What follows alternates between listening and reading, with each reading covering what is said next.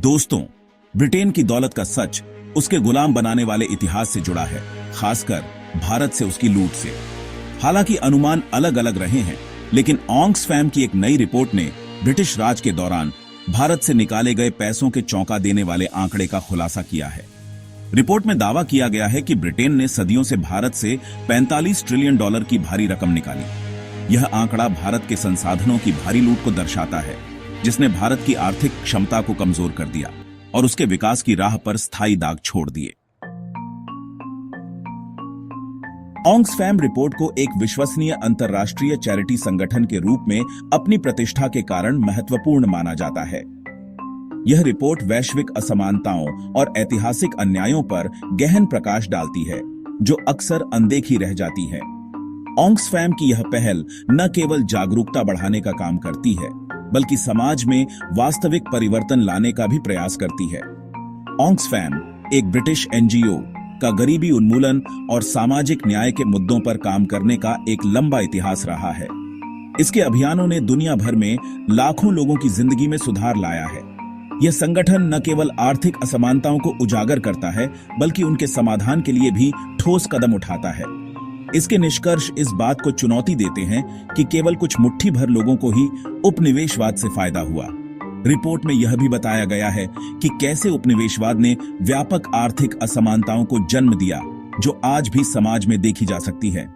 Report में सावधानीपूर्वक बताया गया है कि कैसे लूटा गया धन ब्रिटिश समाज के विभिन्न स्तरों तक पहुंचा, जिससे न केवल अमीरों बल्कि मध्यम वर्ग को भी समृद्ध बनाया गया। यह धन समाज के विभिन्न हिस्सों में फैल गया, जिससे ब्रिटिश समाज की संरचना में गहरे बदलाव आए।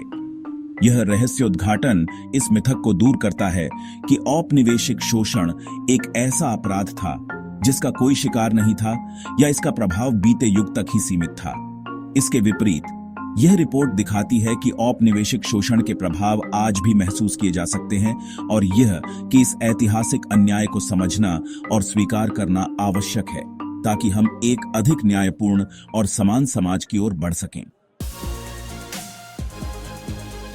औपनिवेशिक शोषण से होने वाले लाभ ब्रिटेन में कुछ विशेषाधिकार प्राप्त लोगों से कहीं आगे तक फैले हुए थे। यह लाभ केवल उच्च वर्ग तक सीमित नहीं था, बल्कि समाज के विभिन्न वर्गों में वितरित किया गया था। भारत से निकाले गए धन ने औद्योगिकरण को बढ़ावा दिया, जिससे ब्रिटेन में उद्योगों का तेजी से विकास हुआ। बुनियादी ढांचे की परियोजनाओं को वित्त पोषित किया और ब्रिटिश आबादी के एक बड़े हिस्से के लिए जीवन स्तर को ऊंचा बनाए रखा। इन परियोजनाओं में रेलवे, पुल और सड़कें शामिल थीं, जो ब्रिटेन के विकास में महत्वपूर्ण भूमिका निभाती थीं। रिपोर्ट में तर्क दिया गया है कि लाभ का यह व्यापक वितरण ब्रिटेन के लिए अपने औपनिवेशिक अतीत और इसके स्थायी परिणामों को स्वीकार करना अनिवार्य बनाता है। यह स्वीकारोक्ति ब्रिटेन के ऐतिहासिक स्मारकों और संग्रहालयों में भी दिखाई देती है।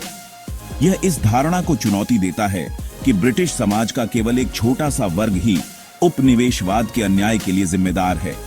वास्तव में उपनिवेशवाद से उत्पन्न लाभ समाज के विभिन्न वर्गों में वितरित किए गए थे, जिससे यह एक व्यापक सामाजिक मुद्दा बन गया।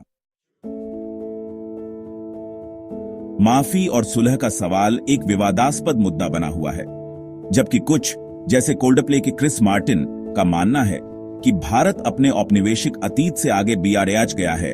ब्रिटेन से औपचारिक माफी की कमी कई लोगों को परेशान करती है।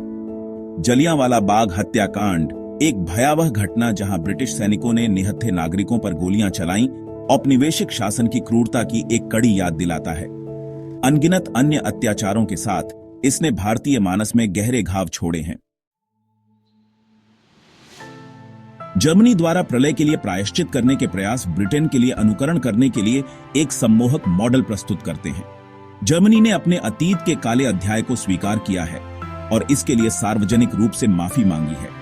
यह केवल एक प्रतीकात्मक कदम नहीं था, बल्कि एक गहरा और सच्चा प्रयास था, जिसने दुनिया को दिखाया कि कैसे एक राष्ट्र अपने इतिहास के साथ ईमानदारी से निपट सकता है। जर्मनी ने न केवल अपने युद्धकालीन अत्याचारों के लिए माफी मांगी है, बल्कि प्रलय से बचे लोगों और उनके परिवारों को पर्याप्त मुआवजा भी दिया है। यह मुआवजा केवल आर्थिक सहायता नहीं था, बल्कि एक मानवीय और नैतिक जिम्मेदारी का निर्वहन था। इसने पीड़ितों को न्याय दिलाने और उनके घावों को भरने में मदद की। इसी तरह नाजी युद्ध अपराधियों के लिए इजराइल द्वारा न्याय की सफल खोज यह दिखाती है कि न्याय की कोई समय सीमा नहीं होती। इजराइल ने यह सुनिश्चित किया कि अपराध किए जाने के दशकों बाद भी अपराधियों को जवाबदेह ठहराया जाए। अपराध किए जाने के दशकों बाद भी अपराधियों को जवाबदेह ठहराने के महत्व को प्रदर्शित करती है। यह न्याय की खोज और पीड़ितों के अधिकारों की रक्षा के लिए एक महत्वपूर्ण उदाहरण है। भारत औपनिवेशिक शोषण की विरासत को दूर करने की दिशा में एक ईमानदार माफी और ठोस कदमों से कम कुछ भी नहीं चाहता है। ब्रिटेन को भी जर्मनी और इजराइल से सीख लेनी चाहिए और अपने औपनिवेशिक अतीत के लिए माफी मांगनी चाहिए। यह न केवल ऐतिहासिक अन्याय को स्वीकार करने का एक तरीका होगा, बल्कि भविष्य के लिए एक मजबूत और न्यायपूर्ण नींव रखने का भी मार्ग प्रशस्त करेगा।